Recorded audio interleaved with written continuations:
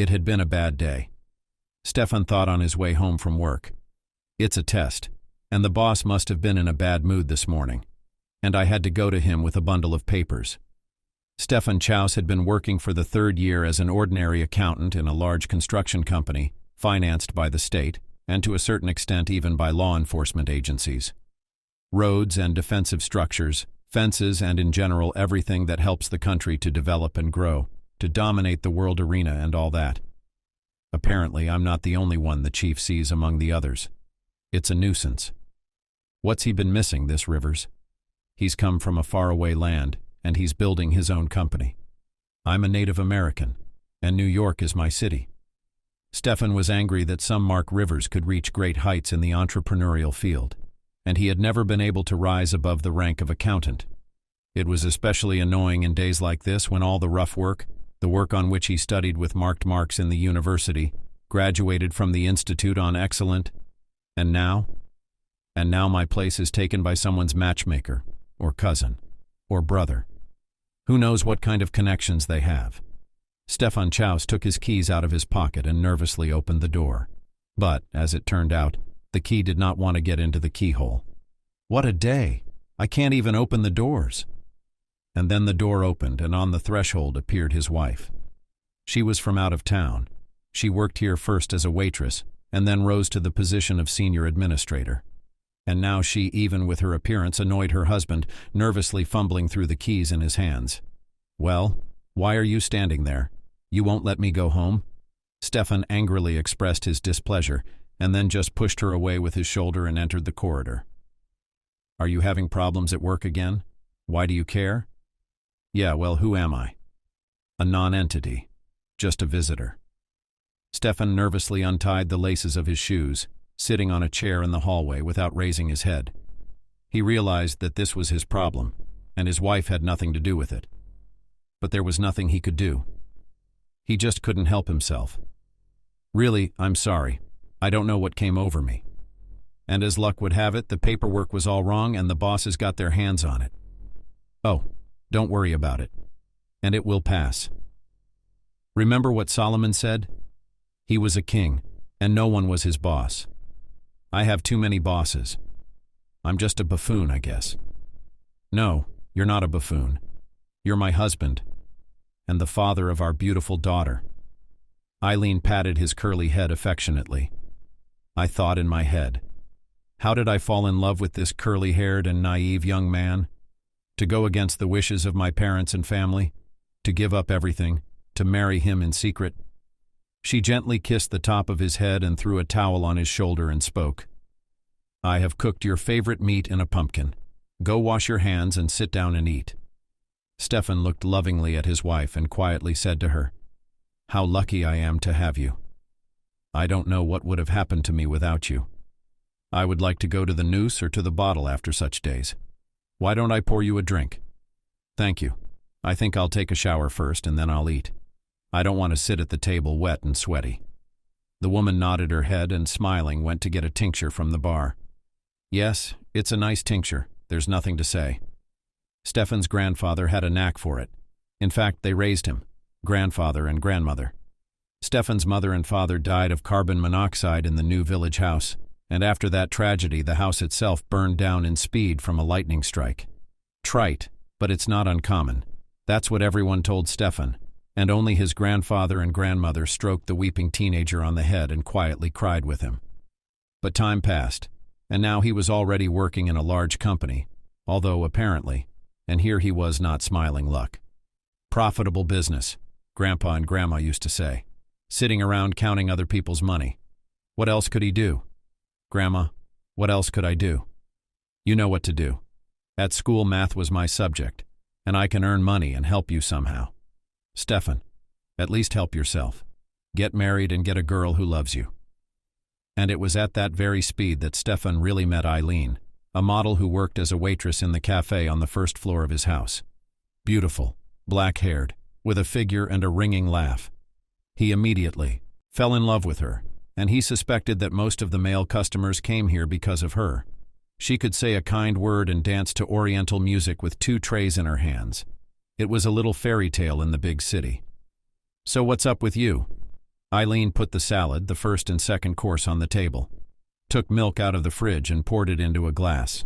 Yeah, we're being audited. The boss is like a simpleton or a fool. He keeps nagging me and nagging me. He's got a comma in the wrong place, a dot in the wrong place. And what am I supposed to do after that? Well, that's how to work, when you realize with your brain that your even perfectly composed report is being picked on in the middle of nowhere. Yeah. I understand, my dear man. What's it like to work here? She smiled sweetly and stroked her husband's arm, trying to look into his eyes. Shall I pour a little? Let's have some of grandfather's tincture. It's his good stuff. That's how life goes. By the way, I'll have to come to the old folks to check it out. That's for sure. You and I have been sitting in the stone jungle for too long. By the way, can you take a vacation? Not while I'm checking, no. In 2 or 3 weeks at least, I think. The inspection is a matter of responsibility. Eileen poured her husband a shot glass and looked carefully at his tired face. She understood how hard it was for him at his job. Favorite responsible, but on the other hand, with such a boss. Yes, Stefan. What if you changed jobs? I don't know. How? It's impossible to go to another company. And would another office want me as pretty as I am? I'm not going to be hired back. And what can be done in such a situation? Eileen thought, turning her eyes to the window. The sun was setting over the horizon, and the sunset colored everything bright red, even scarlet. It's going to be hot tomorrow, the woman thought, and caught herself thinking that it would be nice to go to a familiar from childhood cozy place in the forest with clean lakes that fed underground streams. What are you thinking about? Stefan noticed his wife smiling enigmatically. The sunset is so scarlet. Tomorrow it will be hot. And I want to go to the blue lake so badly that I can't bear it. I understand, dear man. But maybe we'll get there soon. Just be patient. But the events of the next few days made them forget about the wonderful vacation in the tents for a while. The next day, Stefan stood under the office of the director and chief accountant, who was responsible for checking the report, hoping that he would check it and accept it without corrections. Are you trying to pass the report once again? His secretary Lana asked him with a smile. She had been with the company for a long time, since the current manager's father had founded it. It is said that it was from the current boss that Lana got both an apartment and a child, and a secure future with her children outside the country. What's the big deal? Well, every woman tries to provide for herself, and here. Yeah? Well, guess what? You're back to the comma again. It happens. But I can make you happy. The boss is in a good mood today, so maybe he won't notice your mistakes. You must be the one who put him in a good mood, Stefan thought. It's okay. A holiday will come to my street too. Just at that moment, Rivers came out of the office and came face to face with Stefan, standing in the waiting room with the report in his hands. Stefan, have you done the report, taking into account what I told you yesterday? Yes. Thank you for pointing out my shortcomings. It's okay. It's the boss's job to see and prevent any mistakes. You know how important this audit is to us. No nagging. Yeah, I totally understand. Can I keep the report? Stefan held out the report, but the chief stopped him with a gesture of his hand. Leave it with Lana. I'll go over it later tonight and call you if I need to. Yes, you can call any time. Stefan tried to pull a smile, but it was more of a grimace. Rivers took a couple steps toward the door, then stopped. By the way, Stefan, didn't your wife used to be a pretty brunette, short in stature? Yes. So? Those words made him a little wary, because he remembered the first day he'd brought his wife to his first corporate party, and the way Rivers had looked at him. Oh, Stefan didn't like that. On the occasion of his 20th birthday and signing a lucrative contract with the Turks, it was decided to organize a themed corporate party, when employees can come with their wives and husbands, but with a condition. The condition was the national costume of Turkey for both men and women. Stefan corrected his embroidered shirt and looked at his wife with an appraising look. Doesn't this outfit suit me? She began to twirl in front of the mirror, and her dress was flying around her like a fan. No, you're just a real Turk in this outfit. I didn't even think you looked like that. I do. I got it at the cafe, by the way. There are several other outfits. Georgia, China. Then I don't remember the name of the people, but they have long embroideries on the dress. Sometimes I wear them on shift. I also bring orders, sometimes I dance, then I also pour drinks behind the bar. Well, I'm getting jealous. He gently approached his wife and put his arm around her waist and kissed her neck. Stefan, there's no reason to be jealous. No reason for jealousy either. Now let's go downstairs. Did you call a cab? Stefan nodded his head and they went downstairs. Already at the party, Stefan had been catching slanted, lustful glances not only from his colleagues, but especially from Rivers. After the party, he had forbidden to take her to any corporate parties. Nothing to embarrass people and provoke the boss to rash actions. He's a hot guy. But why is he bringing up his wife now? Well, Stefan, there's a vacancy in the accounting department. Why don't you put her in there? We're in need of new staff and faces, but she's not an accountant or even minimally trained. I don't want her to make any mistakes, and she won't. But I think you should bring her to the next corporate event. Is she Romanian? Well, we're having a delegation from Romania, potential new metal suppliers, and your wife could be our translator. I think my wife will say no. Okay, then I'll call you tonight and we'll talk about it. And remember one thing, your future career may depend on it. Your career advancement. He looked down at the table, at the report that lay orphaned on the edge, and nodded his head once more, tossed it carelessly toward Stefan. I don't want anything bad to say about your wife, but I need this contract badly. It was only now that Stefan realized the prospects that lay ahead of him. But on the other hand, it was his beloved and legitimate wife at stake. Rivers saw his doubts clearly. The man only hummed once more and went out of the door. Well, you see, Stefan, how your wife was able to help you with the report.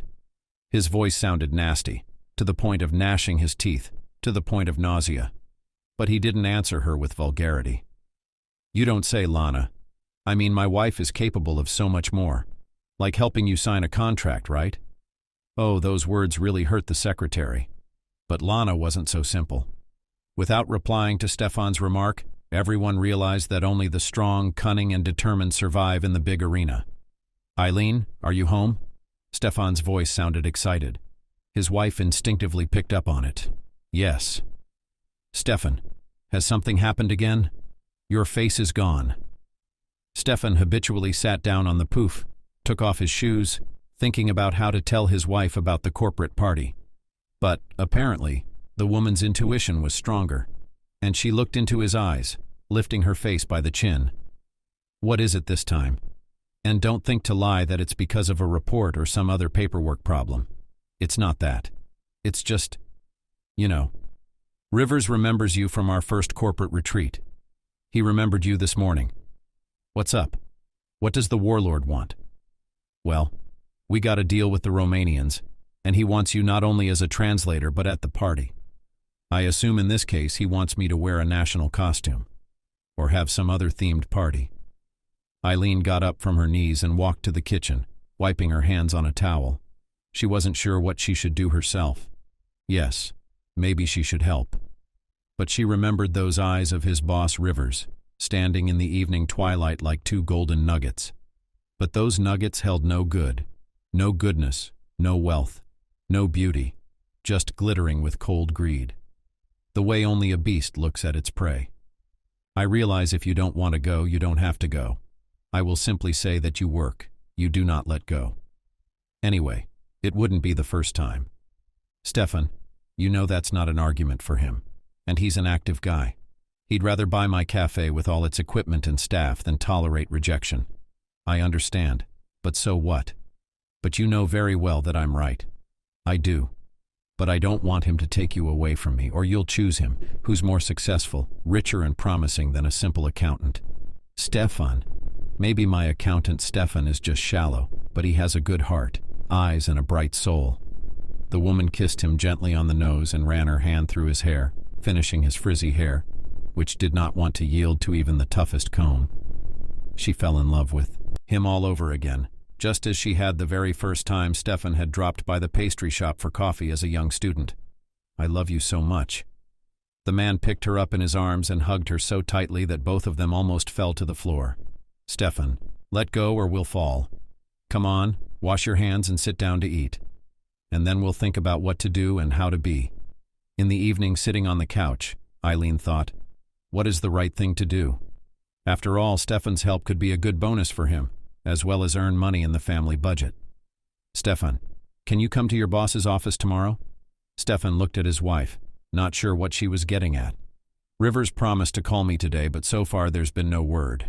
But at that very second, the cell phone rang under Stefan's hand, and he flinched in surprise. The word chief and a picture of Rivers immediately popped up on the screen. He nodded at the phone and, pressing the answer button, spoke. Yes, Mr. Rivers? Good evening. Good afternoon. So, have you spoken to your wife about her involvement in the negotiations? Is she going to help us? Yes, but... She understood what I was saying and gestured for me to put her on the phone. She's asking for the phone, by the way. Do you mind? Oh, just to talk to your wife without the middleman. I'm sorry, Stefan. Stefan shrugged and handed the cell phone to his wife without saying anything. Eileen smiled and sent her husband a kiss. Good afternoon, Rivers. It's good to hear from you. I'm glad to hear from you. A lovely girl I haven't seen in 5 or 6 years, if I'm not mistaken. Isn't that how long you and Stefan have lived? You're absolutely right, sir. And Stefan gave me your wishes. And you know I'd be more than willing to assist your company in the upcoming negotiations. I will be so pleased to communicate in my own language with my countrymen, isn't it? That's good. I will also be glad to see you at the corporate party, which we intend to organize in honor of the arrival of our suppliers. I hope you'll be very helpful. I'm sure you will. I won't let you down. Rivers clicked his tongue with pleasure, imagining that he could not only meet the demands of his suppliers and get favorable terms, but maybe even more. I hope you'll come to my office tomorrow and we can talk about everything one-on-one. I need to know everything, almost everything about your country and people, as well as you. Yes, he's a pushy man. I'll give him that, Eileen thought. But I'm not stupid either. I can stand up for myself and not get in trouble. Still, it was all in her head. And what fate had in store for them, no one could know. The very next morning, Eileen, having taken time off work, followed Stefan to work with a sweet smile, holding her husband under her arm. Yeah, the man thought. And that boss had the nerve to invite his wife to the office. Von what slanted glances at her, everyone who could not help it. Cars honked loudly behind the couple, and a red Porsche spectacularly overtook them on the pedestrian zone and parked near the stairs. And you are irresistible in that white dress. The chief's words were so loud that everyone in the neighborhood heard them, and probably those smokers standing on the 4th floor. It made Eileen a little uncomfortable, but when she looked at Rivers, she noted that he was indeed handsome. Black hair glistening in the sun, brown eyes, a smile that showed off his white teeth, and a bouquet of white roses in his hands.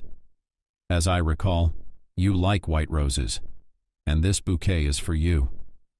As he held out the flowers, Rivers saw Stefan squeeze his wife's hand tightly, so tightly that the woman hid from the pain. But she smiled and took the bouquet in her hands, but immediately pricked herself with a thorn. Oh, I'm sorry, Rivers. The thorns are so sharp. What? Are you hurt? Come into my office. I'll put a Band-Aid on your finger and we'll talk about all the arrangements. Eileen turned to her husband and asked with her eyes, What about my husband? But the boss gestured to stop Stefan and spoke condescendingly.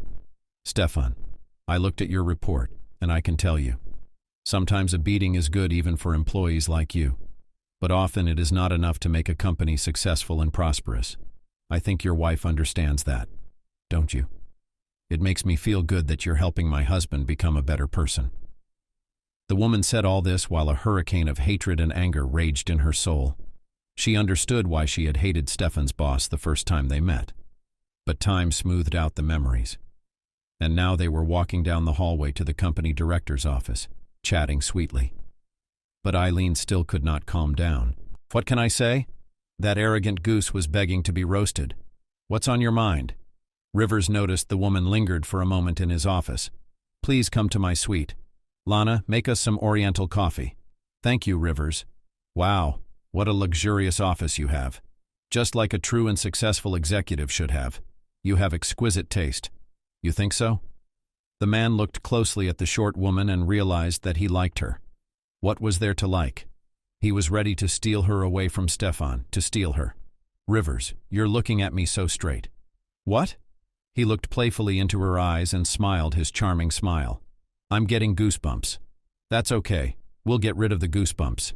Here comes the coffee. At that minute, Secretary Lena entered the office with a tray with 2 cups of fragrant coffee with hot drink and vases with Rahat Lukum. Wow. This boss likes Oriental sweets. Are you surprised? You must have thought that such a formidable man like me likes sweets. To tell you the truth, I do. But I love these Oriental sweets myself. So you and I are alike, though I'm sorry, Rivers. That's not why you called me here. The woman paused and looked at Rivers briefly. Yeah, well, he's not much fun to be around. I can see exactly why Stefan sometimes comes home upset. Yeah, you're right. I like your entrepreneurial spirit and acumen. I'm open to suggestions. In the evening, Stefan and Eileen sat in the kitchen, drank tea, and discussed the previous day. What did our big boss tell you? How about this? Well, make him feel good, he'll promote me, give me a new position, and there. I wonder what you envision. Maybe I should sleep with him. Why would you sleep with him? That's not what I meant. Yes? But you said it that way. Sleep with him and he'll give me a position in return? That's great. Eileen pounded her fist on the table with anger. She always did that when she was angry. Stefan remembered it well. Remembered it from that very first trip to the small town in Eileen's homeland. Her grandfather, an impoverished member of an ancient family, had a habit of pounding his fist on the table. Yes, Stefan remembered how her grandfather had banged on the table when he'd learned that the young were in no hurry to have children. You're telling me this? Me, a grandfather who had 5 sons and 1 daughter? You want to dishonor our ancient lineage? Grandfather, but Stefan and I have decided to wait a little longer. In a year's time, we'll give you a grandson and a granddaughter. I promise. Give us a little time. Then the old man was calmed down. His anger softened a little. But Stefan remembered the habit of expressing anger. And now he saw it, and knew that Eileen needed to cool down a little, to come to her senses, to think about everything, and then to think about it. How am I supposed to react to my boss's words? He's asking for help, and you're asking me to sleep with him. Everybody wants something, but who's going to ask me what I want? I'm sorry, you fool. Really, I'm sorry. I didn't think I'd said the wrong thing. And now Eileen wanted to tell her husband that he never thinks. But something else was bothering her now. Something else related to Stefan's boss. And the woman urgently needed answers to her questions. Well, we'll just leave it at that and not discuss it. We'll chalk it up to the complexities of the period. But right now, I need answers from you. What questions? Stefan was glad that everything had turned out so well, so he was happy to help his wife. You see, I'm worried about your boss. Yes, he can be rude and he can yell at people, but there's a reason for it. What do you mean for a reason? What are you trying to say? Is he stupid? No, he's not stupid if he can run a company like this.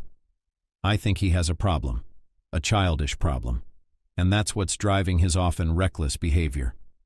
But how would I know about his childhood problems? Really, who am I and who is he? People like the boss aren't going to open up to mere accountants. Yeah, I get it. That's why I'm thinking of inviting my grandmother over. Let her take a look at him. You know she's my expert. Here we go. I love you and I respect your elders. But maybe you shouldn't make such a rash move. How do you explain your grandmother being in River's office, or the corporate party, or wherever it is you're bringing her? Well, I could just chalk it up to the fact that I need an assistant. And my grandmother's good at that. Okay, Grandma's taken care of. What else do you want from me? Eileen thought for a moment, then nodded her head in the negative and said quietly, Yeah, probably nothing. Thank you, Stefan. I'm sorry I yelled at you and pounded my fist on the table, just like Grandpa. Eileen wrapped her arms around Stefan and kissed him, pressing her whole body against him. Her warmth and the scent of her body aroused Stefan, and soon his bad mood was gone. Hi, Grandma. How are you and Grandpa doing? His voice sounded cheerful and cheerful. Hi, granddaughter. It's fine with us old folks. How are you? How's Stefan? Grandma, I need your help. Can you come to my place? What's the problem? Is it something serious? Not really, no. Stefan's the boss. It doesn't matter. Well, I think he's got a lot of negativity on him. I just can't quite figure out what's wrong with him. And I really need your help. And you want me to take a look at him? Doesn't the big boss want to come to me? Grandma, that's not the case. One more thing. He's out of town. If it means anything to you? Granddaughter, it does. They got their own thing going on over there. Oh well, I'll come down and check it out. But does the warden know about this? No, Grandma. I don't have as much power as you do. All right. What am I supposed to do with him if there's a problem? Solve it? Look, Grandma, it'll help Stefan. It's your husband's mercantilism again. Grandma, it's not mercantile. That Rivers is clinging to him so much I don't know what to do. Give your husband some valerian, and I'll take care of that boss of yours myself. Talking to my grandmother calmed me down a bit, made me happy. If the grandmother agreed to see the man and help him if possible, then there is a chance. A chance that a person can be cleansed of negativity, guide him on a bright road, allow him to grow and develop with great success. Did you call Grandma? Stefan had just gotten out of the shower, wiping his head with a large bath towel. Yeah, I want her to come over and watch Rivers, and help me set up the corporate party. Do the bosses know? Her husband's voice sounded a little anxious because his bosses might not like the presence of strangers. Not yet. But I think I'll stop by his office today and talk to him. Stefan, clenching his teeth tightly to hold back his anger, said nothing. But Eileen realized how unhappy her husband was with her decision. Stefan, don't play the wolf. I'm doing all this for you. And believe me, my grandmother is also not too strong to go to another country to help you, by the way. I wonder how she can help. Really, how? If there's negativity on your Rivers, your grandmother can help remove it. And this will fundamentally change the obnoxious character of your boss, and as a result will give you the opportunity to grow in your career. Stefan understood all that. But on the other hand, his wife was too close to a handsome and successful man, against which he looked like a gray mouse. I'm jealous, and you know it. I do. That's why I try to ignore what you say. Now let's have breakfast and go to work. Half an hour later, they were standing on the stairs of a high-rise office building, and Eileen thought once again that Rivers had very good taste and excellent business acumen. To grow to such heights, to take his company international, to get government grants. I wasn't expecting you. Rivers' voice behind her made the woman flinch, turn back. The man stood flush behind her back, smiling his dazzling smile. Good morning, Rivers. You approached so quietly I didn't even hear you, like a beast of prey. But you need not fear me. I can show my fangs, but I can bite. You'd have to try a lot harder than that. And the fact that I can be mean is a character trait. I certainly won't bite you, though. You can rest assured. And my husband? Asked the woman, carefully watching the reaction of the sitting in front of her boss. But your husband is not a threat to me. That's why. By the way, what did you want to talk to me about? Oh, I'm sorry. Yes, I did. I was thinking all last night about your proposal for a banquet for the Romanian delegation. Well, there it is. She gathered her thoughts and, after a moment's pause, continued. How do you look at the fact that my grandmother came to it? She is from an ancient family, though already impoverished. Few modern Romanians remember it, but the older people, I think, remember our family name, remember my grandmother, and her presence might be appropriate. Rivers thought for a moment, looking away. The idea itself wasn't a bad one, but how well it would work. On the bright side, though, what does he have to lose? I think it's worth a try.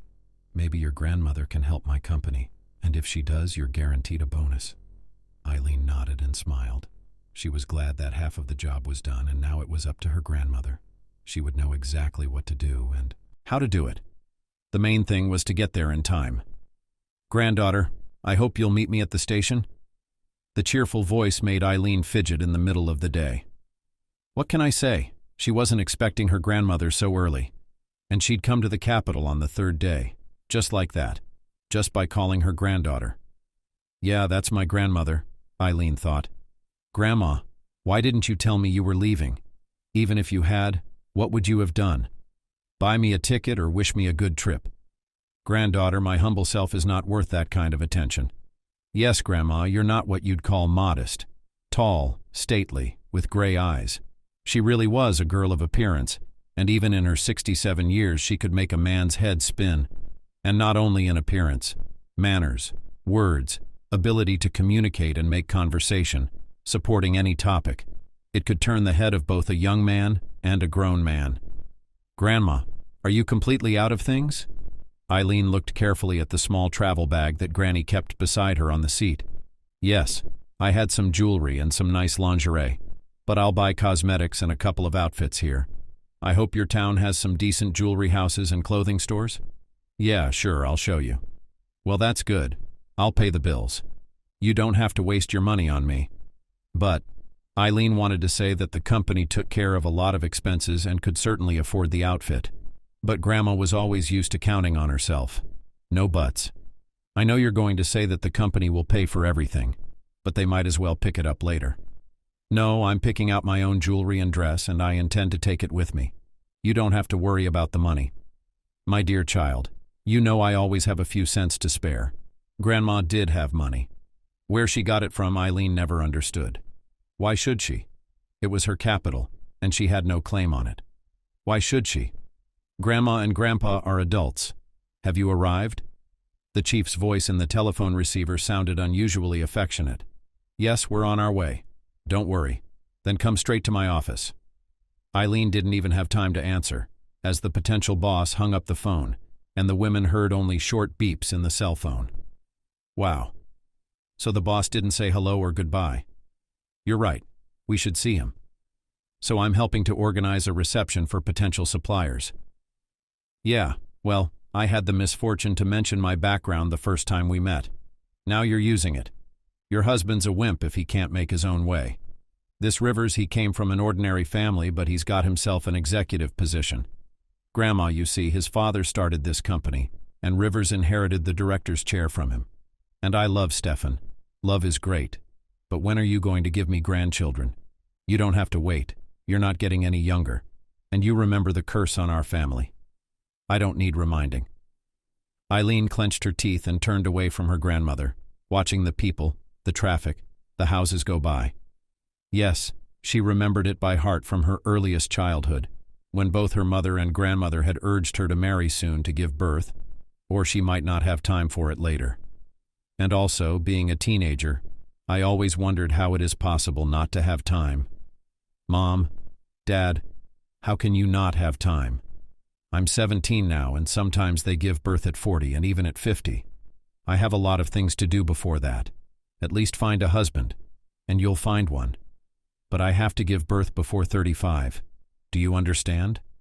But why before that age? Is it some kind of curse or something?" Well, not exactly a curse, but rather a warning, given long ago and so long ago that even I don't know where it came from.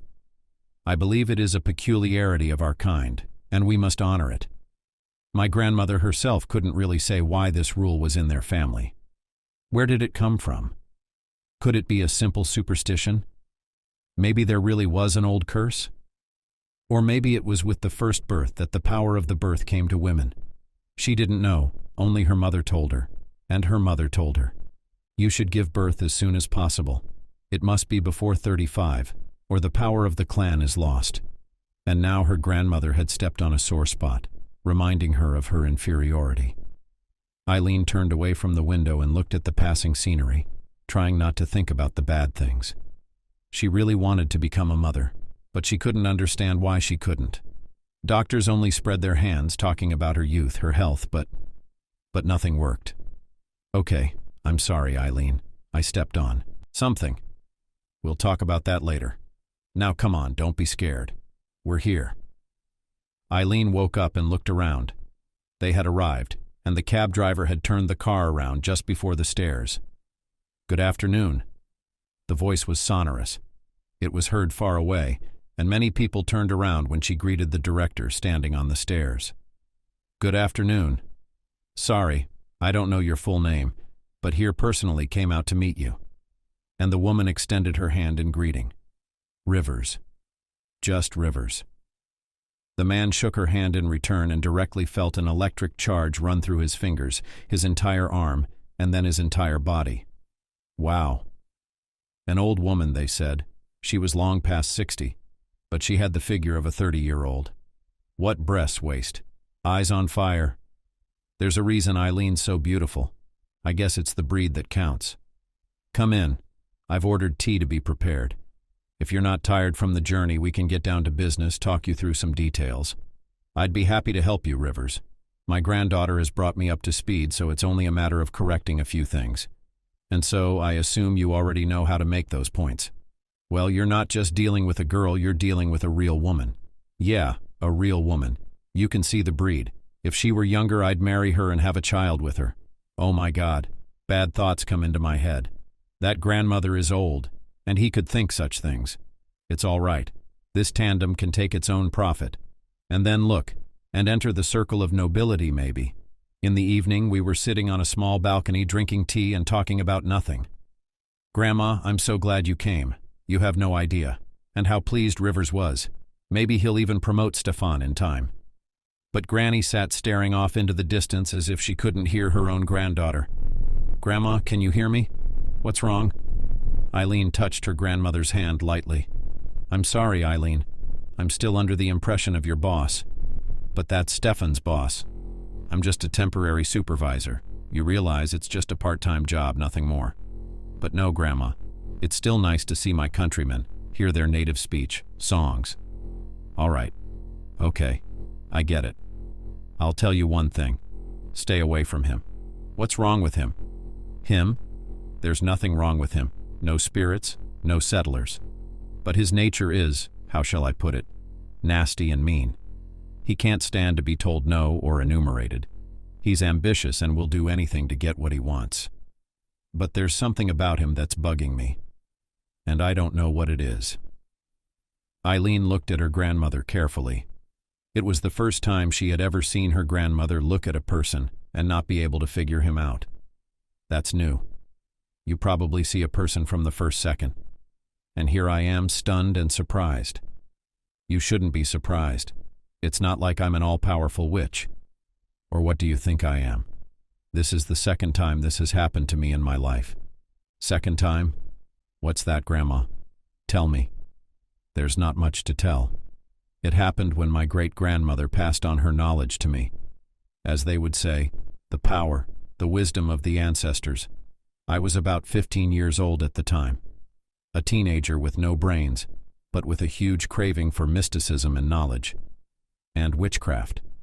So, when I was 15, a family came to our village. I don't remember then what their surname was. I don't even remember how the adults were called, but their sons I remembered perfectly. Mark the elder and Chester the younger. Yeah, just like my boss. Right? Well, the oldest and the youngest were thick as thieves. They were like fire and brimstone together. And their mother and father were friendly people, respectful and attentive to everyone. What can I say? The village accepted them with a soul and open arms. But about a month later, we started to have some strange things. First the cow died, then the chickens died. A dog bit the mother of the family, and their father shot her. But the worst? One hot summer day, as I remember, it was a Sunday. We were just coming from church. The smallest one was struck by lightning. How could it be so? Not in an even place. I looked at Grandma Eileen in amazement, and she nodded her head. Imagine. That's what happens when lightning comes out of nowhere, and then. She waved her hands and continued the story. And it was the youngest that got hit. And all this in front of his older brother and his parents. That's a lot to take in. Yes. The mother hanged herself from a tree in the yard the next morning. The father dropped everything, took his son, and left for an unknown destination. Well, here's the weird thing. I was already good at seeing people, but these people were like a stone wall. I see his body, no emotions, no soul, no future, and no past. So what's wrong with this one? It's strange, but these situations are not uncommon. Yeah, it's not uncommon. But you know, I think I know this Rivers guy.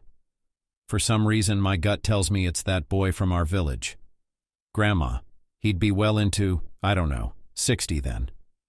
The woman shrugged and said nothing. If only she could remember the names of all her neighbors. But she couldn't fault her memory. Nodding her head quietly, she looked at Eileen and spoke. It's all right. I'll help your husband. Don't let him hold a grudge against the old woman. I think you'll be fine without my magic. Maybe I'll ask Rivers about his parents. Maybe it really was him. Grandma, you're the best. A couple of days later, all the leading specialists of the company, headed by Rivers, gathered for a corporate party organized in the best traditions. Dear colleagues and guests, dear partners, may I have your attention, please? Rivers came out on the improvised stage and raised a glass of wine. And first, I would like to congratulate everyone on the signed contract, which will build mutually beneficial relations between our companies and strengthen the economy of our countries. I also want to congratulate my Romanian colleagues for reaching the international level, and I can guarantee from my side honesty in relations, support, and protection. Thank you, Rivers. For my part, as the head of the company, I am also pleased with our business cooperation and guarantee the delivery of high-quality products. You can also count on our help and support in any matter. As usual, after the introductory official part, many guests scattered to the corners of the banquet hall, divided into groups of interests. Rivers, you said very right words. Granny approached the man standing aside and handed him a glass of red wine. You know, I watch from the outside. I see how happy the guests are, how comfortable and cozy they are here. I've been in business for years too. I know people very well. And here you helped me. Thank you. And thank you, Rivers, for giving me the opportunity to meet new people. It's the least I can do to thank you. By the way, come by my office tomorrow. I'll pay cash. Sorry, I just don't like card-to-card transfers. I try, as my father taught me, the old-fashioned way, in cash, so to speak, with real money. Do you think that money can be alive? The woman raised an eyebrow in surprise, for she had heard those words once from a little boy named Chester. Yes, that's what my father used to say. Wise, interesting sayings. You know, when I was young, in my teens, I also knew a boy named Rivers who used to say the same words. At that moment, Rivers looked at her in such a way that Granny herself felt a chill run down her spine. What a look. A man like that doesn't just radiate power. There's something supernatural about him. You know, I think your face looks familiar. Didn't you live in the distant village of Staroye back in the 50s? I did. I lived with my parents. My grandmother's house was there, but we moved eventually. We moved just after your family, or rather you and your father, left after the tragedy. Yes, it was a tragedy, but it was so long ago. If you remember, you must be about, well, a little older than me. You look young. Sounds strange, doesn't it? It's not what I remember, but you can't give me more than 35 to 40 years old. Granny nodded her head and looked at the young man in amazement. It was very strange indeed. It was frightening in its inexplicability. Rivers himself understood the woman's condition, and, smiling, he gestured her to the bar and, taking 2 cocktails, spoke quietly. Don't be frightened of me. Think I'm some kind of sorcerer or mystic. Everything is banally simple. And to dispel your fears, I invite you to a separate office. There's one just like it. We'll talk quietly there. In a few minutes, they were sitting in a separate room for negotiations. Without saying a word, they looked at each other in silence. A grown woman, almost an old woman, and a young man, who could be her grandchildren or even great-grandchildren. I'll say at once I'm not the Rivers you knew in your village, but I'm sorry. You look so much like him. I was a teenager at the time, and even though it's been many years, I remember everything and everyone very well. I couldn't have been mistaken. You weren't wrong. I could have been. I'm not the same person you saw in your village, the one we grew up playing with, and yet I look like, very much like, someone you might have known. But Rivers, you've put me in a kind of stupor. My words may seem ridiculous, but I have a gift for seeing people, for feeling them. Your soul, your thoughts and emotions are like a closed wall. That's what my father used to tell me. His name was Chester. He was the one you were friends with when you were young, in your village before the tragedy. Grandmother put her hand on her heart in surprise and felt it beating harder and harder. But where is your father now? Forgive my insistence, but I would really like to see him. That's not a problem. I'll tell you right away, my father is perfectly all right. He's alive and well. He moved to his homeland, so there he opened his own business, a family, and children came, already grandchildren, great-grandchildren. He remembers you quite often, your parents, especially your grandparents. My God, is it true? You know, I'm so glad, honestly. When everything happened then, and you, or rather your father and grandfather, left so suddenly, I was worried for a long time, even cried at the place where the lightning struck. I even slept in your house a couple of times. But I guess fate has brought us together only now. It's not so coincidental that you and I met." Rivers looked at the woman with a sly smile. He and his father had been searching for this family. He had searched for years, but in vain. It was pure chance. "Dad, why would we look for them?" At his young age, the son couldn't understand it. He kept asking his father, asking him until he gave him the answer. "You see, it's an amazing story. I'm looking for them to thank them. I mean, they basically saved me. Well, one woman did, and I just have to thank her. But our whole family, your parents and your brother, were killed by lightning. And you and your father survived by sheer luck. Well, that's true, but not really, you know. She was a witch in the village, but she helped people, cured people, cattle, delivered babies and all that. But that year the sky was angry with people, hail and lightning and rain and pestilence. There was nothing she could do. When lightning killed my little brother and my mother hanged herself, the people in the village revolted. People started saying that we were foreigners, bringing misfortune and trouble on their heads, that sort of thing. Is that why? Exactly why you fled." Granny looked carefully at the man who at that very moment dropped the veil of impenetrability and became just a little boy, small and frightened. "Yes. But you see, your grandmother, she hid us in the evening in her cellar where the cow stood, and the villagers nearly had her on a pitchfork. My father and I were about to leave home, but a crowd of villagers blocked our way on the outskirts of the village, and we had to run away. Thankfully, your house was almost in the woods." Yes, she remembered the incident. She was very worried then, when a little girl came running from the street and began to tell me that a crowd of people were coming to them with pitchforks. She was so frightened that she began to cry, not understanding why people were shouting, wanting to kill them. Then the grandmother took Rivers and his father out and instructed her granddaughter to lead them by a secret path through the swamp to a neighboring village. "But granddaughter, I beg you, do not lead them to the village itself, but bring them to the last stop, and there the first bus will pick you up and take you to the city." Only she and her grandmother knew this path, and now it was so useful to the two foreigners they had saved from the ignorance of the crowd. "Yes, Rivers, I never imagined that you, or rather your father, had experienced such a thing together since childhood. And now you've decided to thank me." But Rivers raised his hand warningly and got up from his chair, went to the bar, took out a bottle of champagne, 2 glasses. "I hope you like French champagne. If I'm not mistaken, it's your favorite brand?" "Oh, yes." He must have been well prepared if he knows what champagne she likes. Grandma applauded and, smiling, asked quietly, "Did you prepare well? So I understand the partners from Romania are fake, just an excuse to get to know me." "Oh no, they're the real deal. They're my partners, but it was from them, or rather, through them, that I found out where you live, who your children and grandchildren are. That's how I found your granddaughter, her husband. Then it was just a matter of chance. Preparation, to be exact. And a little intrigue. You managed to catch me in the act. But you know, I just want to say thank you so much for finding me, and I want you to thank your grandmother, even if it's years from now. I'll tell her what she said. You'll tell your grandmother." "But is she still alive?" There was a look of genuine surprise on the man's face, and even the expensive champagne spilled over the rim of the glass. "Well, I spilled your favorite champagne. Oh, that's my specialty. A gift passed down from my grandmother, so to speak. And you know, Rivers, thank you." The woman took the glass of champagne that was held out to her. "Grandmother warned your grandfather and father not to linger in our village, but apparently they didn't listen and didn't believe it. But thank God it happened that way. And what do you intend to do now?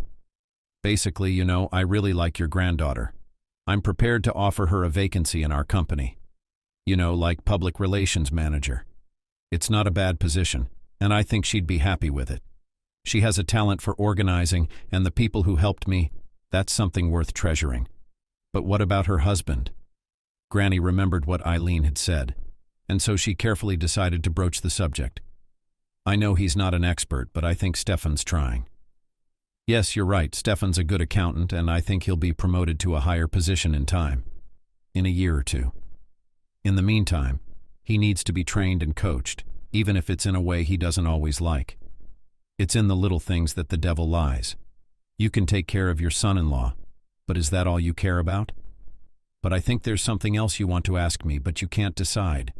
You see, my dear, you're a man from the past. May I call you that in a nice way? When I saw you for the first time, it seemed to me that behind you, or rather, above you, there hangs some dark essence, as we non-believers would say. Well, maybe that's true. I can't say that I believe in all this, but sometimes it seems to me a streak of bad luck covers all my affairs, plans, and it is difficult to cope with it. You really see all these entities? Yeah, my grandmother gave me this gift. It goes from grandmother to granddaughter or aunt to niece. I know how to deal with them. God gave me you. God sent you and your granddaughter. What do you suggest? If you take all this off me, my business will go up? The very tone in which Rivers spoke to her did not please Granny too much. After all, this was milk that had hardly known life. Here she was giving it away and wanting to show her superiority. She wrinkled her nose, trying to hide her displeasure. But her interlocutor was not as simple as he seemed. I'm sorry if I offended you. It's just that I don't know how to react to your words. I don't believe in evil. I'm used to doing things on my own, and trying to cheat me out of money. Am I asking you for money for my service? I'm just telling you what I see. You can decide whether or not you want to clean them up, or you're going to be on a losing streak. Rivers got up from his chair and walked around the office, not knowing what to say to all this. He had accomplished his intended mission, and now God was revealing to him a new side of his life. Excuse me, I need to think about what you said, and certainly not on a drunken head. The woman nodded in understanding agreement. You shouldn't do anything drunk. Nothing you might regret. Rivers understood that too. He drank the sparkling champagne he had bought in France and looked at the woman he was talking to and held out his hand. Shall we go dancing in the hall now? Without us, the guests are certainly bored. The main thing is that my first dance is with you. Yes, you are right. We should not leave the guests waiting for a long time. The evening was drawing to a close, and tired Eileen and her grandmother drove home. They were rushing through the city in a cab. In the window they glimpsed storefronts, nightclubs with lights, cafes where people drank coffee and wine, had fun, and danced. Grandma, you're just blooming and smelling. I even wonder what you and your boss were talking about. Stefan, when he saw you two walking arm in arm out of the hall, he almost went crazy. Yeah, he did. I saw his heels flickering towards the door in anger. At least explain to me why he ran away. I'm trying to arrange his future with the company, and I think I've succeeded. And without explaining anything, he just does this. What am I supposed to tell my boss about this? All right, it's all in jest.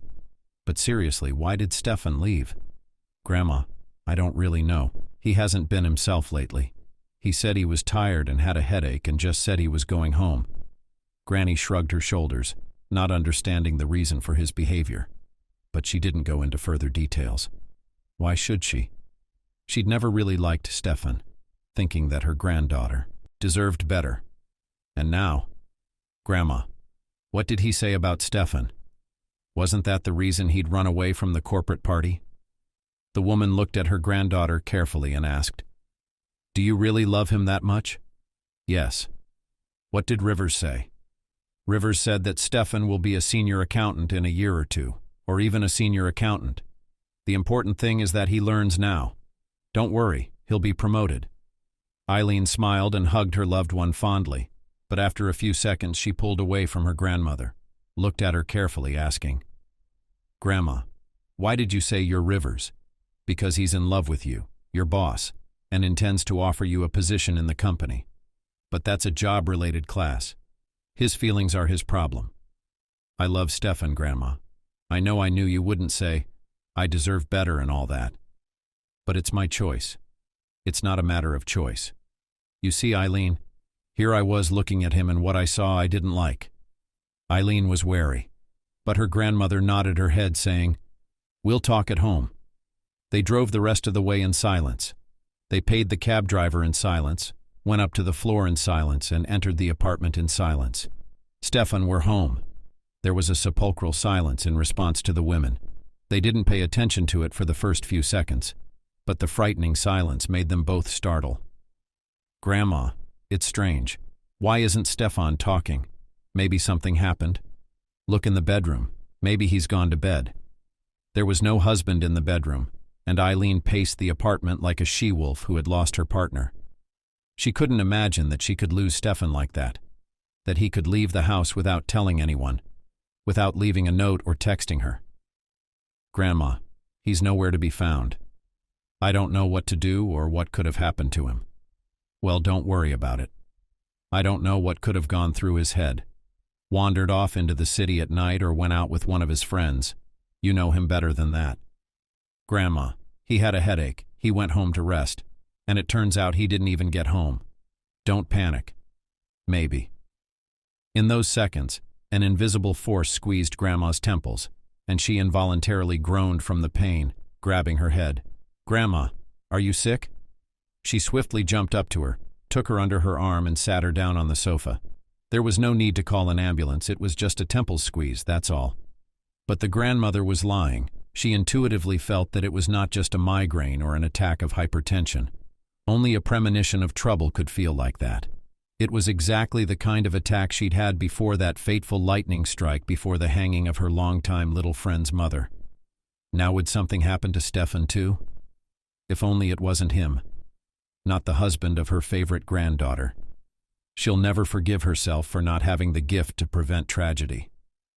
Ambulance, take the call. Eileen didn't hesitate to believe her grandmother. She realized her age was not the right age to joke about her health. A woman over 70. Blood pressure or heart? I don't know. I'm not a medical professional. If I did, I wouldn't have called. The other end of the line said that the brigade is coming, let them wait. But the grandmother realized that the ambulance and drugs will not help here, and looked reproachfully at her granddaughter. Do you realize that the doctors will not help? And what will help? Grandma, I don't have your gift and I can't see what's wrong with you. It's not your heart or your blood pressure, it's something else. All right, well, if you called an ambulance, you called an ambulance. Let them take your blood pressure. What if it is? 5 minutes later, the EMTs were in the apartment. They took her blood pressure, felt her wrist pulse. I don't get it. Your blood pressure and heartbeat are normal. But by the look of it, I can tell something's wrong. Reddened face, rapid breathing. Why don't we take you to the hospital? Sweet girl, thank you, but I don't think we should. I just lost my son-in-law. I suppose the excitement of my age has taken its toll. Then I'll give you some hearty drops of sedative and you lie down. Try to get some sleep. Yeah, with the whole night ahead of you and the feeling of trouble lingering. And you know damn well it's someone in the family. Even though Eileen had closed the door behind the doctors, the woman lay back on the couch and looked at her granddaughter, who had entered the room. What can I get you? Water or what do you want? Nothing. Just sit down next to me and listen to what I have to say. I'll give you the gift when I die. That's one thing. And two, don't interrupt me. Okay. Second thing. I think something's gonna happen with Stefan and Rivers. I don't see how they're connected. Grandma, but how are they connected? I just can't figure it out. It's like when I was a kid and a little boy got struck by lightning. I can't understand it all. She remembered perfectly well the feeling that had warned her of impending trouble just then. What to do? Stefan was missing. But Stefan wasn't missing. Leaving the corporate party, he'd asked the driver of the first cab he could find to stop at the waterfront by the bridge. This place always attracted the man when he was sad or heavy-hearted. It's like an escape.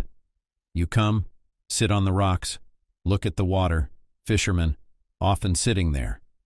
And you calm down. Are you sure you should go to the embankment at this time? The bridges are open. You won't get to the other side, and so you risk running into juvenile gangs or alcoholics, homeless people. Yeah, I'm fine. Thanks for your concern, but I really need to get there. Stefan smiled to himself and thought to himself that if he could just come at night and jump in the water, that would be it. Your problems are over. There is no need to prove your knowledge to your superiors, to your wife that you are worthy of her. All other friends and colleagues that you are worth something in this life. Yay. Got a cigarette? The smiling face of a homeless man appeared out of the darkness just beside him. I don't smoke, but I have a bottle of vodka. Do you want one? It's good. He didn't understand why, but before leaving, Stefan took the bottle from the table. Vodka may be disgusting, but the brand itself is known. He handed it to the homeless man and he glowed with happiness. Having grabbed such an unexpected happiness, he turned around and was about to leave, but he said, "Friend, how about 100 with us? Don't think, we're not some beggars. We have sausage and snacks and—" The little man nodded his head towards the bridge, under which a group of 2 drinking buddies had gathered. And turning around, Stefan quietly wandered along the embankment, occasionally kicking small stones into the water with his foot. Why had he come here? Really, he should have gone home right away, otherwise he would come and worry. She and her grandmother are hanging around the chief. That's right. That grandmother wants her to marry Rivers, and he's got his ear to the ground. Will you help me? You will.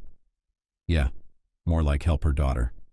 He said it out loud without fear of being overheard. I mean, who's gonna listen to me around here? Nobody. Everyone else is probably out drinking, and him. You're wrong, Stefan. The voice of the chief sounded so loudly and most importantly unexpectedly that the man, turning sharply, almost fell into the water from the edge of the embankment curb. Rivers, what are you doing here? I just realized you didn't expect to see me here. Really? And I thought my head was already messed up. And I don't think I've been drinking too much. But it's just a freak occurrence. Don't worry, it's nothing. I saw you leaving and I wanted to catch up with you, but I didn't have time. Then I just followed you in my car. What do you want to talk to me about? No offense, but I'm probably nothing to you, just office trash. I can't even write a report. You're wrong. The man took out a pack of cigarettes and lit a cigarette. He took a few puffs. He had long ago made a definite decision for himself, especially when the doctors had diagnosed him. Cancer. It was a judgment. Only 6 months to live. Look for a successor, hand over the business, prepare a replacement. Everyone told him the same thing. What he wanted, no one even asked him. Stefan, I want to give your wife the company. Don't interrupt me. I'm not drunk, I'm not out of my mind. It's just that I have brain cancer and the doctors give me no more than 6 months, of which it's been almost 4 months. I don't have children or a wife, I don't want to have any. Why leave them orphans and widows without even holding your son or daughter in your arms? And your wife, she'll do fine. But what about your parents? You probably have relatives. Stefan didn't even know how to react to such a short and stunning revelation from his superior. Stefan, do you realize that I want to give everything to your family? You don't have to talk me out of it, or you don't have to cross me. You'll eventually thank me for being so hard on you. It's not out of spite. I just need to prepare you, even if it's in such a blatantly evil way. I don't know what to call it. I hear you, but you want to ask me why exactly you and your family, your wife, your grandmother? Stefan nodded his head, looking at his boss uncomprehendingly, trying to figure out if he was dreaming all this. Why exactly like this and here? Why him? Stefan, you don't have to puzzle out why you are. I'll give you the answers. I'm here so you can hear it from me in person. All right, Chief, I'm listening to you very carefully. Unless this is a joke and there's a hidden camera, a microphone, this is not a corporate joke. I'm sorry, I may be overreacting. It's not unnecessary.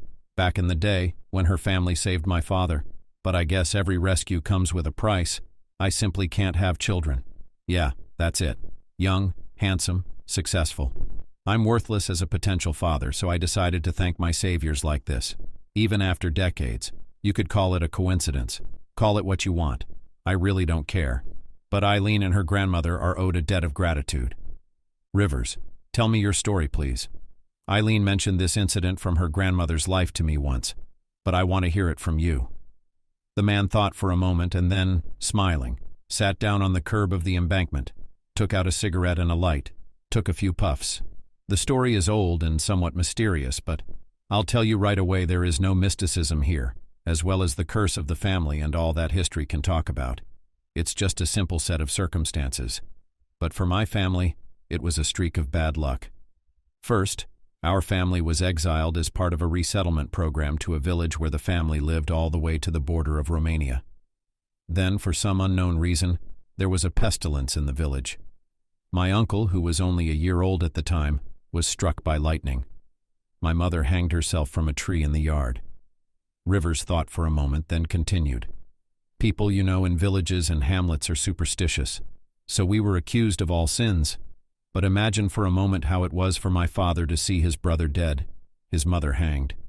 Then the persecution of the villagers. Eileen's parents sheltered us, hid us in a barn, and at night they took us to the neighboring village.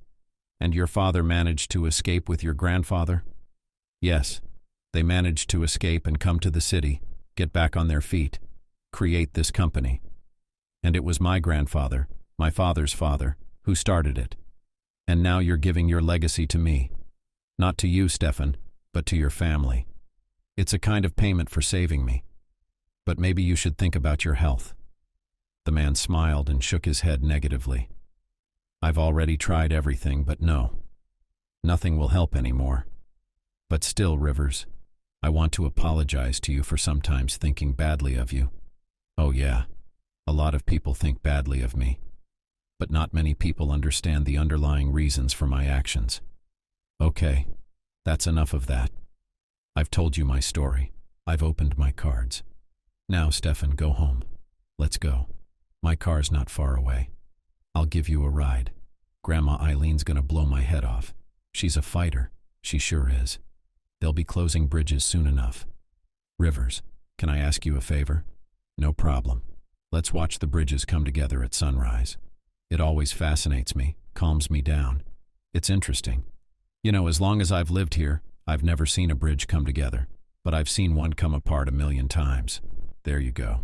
Strange couple, those two men standing on the quay watching the bridges being made. I thought it was a bum who'd gotten lucky enough to get a vodka.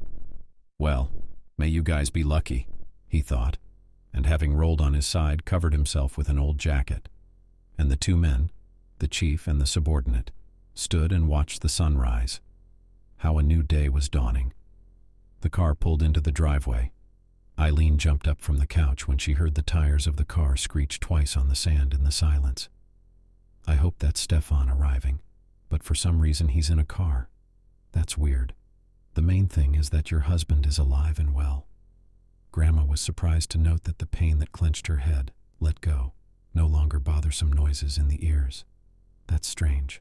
It was very strange why they had come here together. I wish nothing would happen. The woman quietly whispered a short prayer. She got up from the couch and looked out the window at Stefan.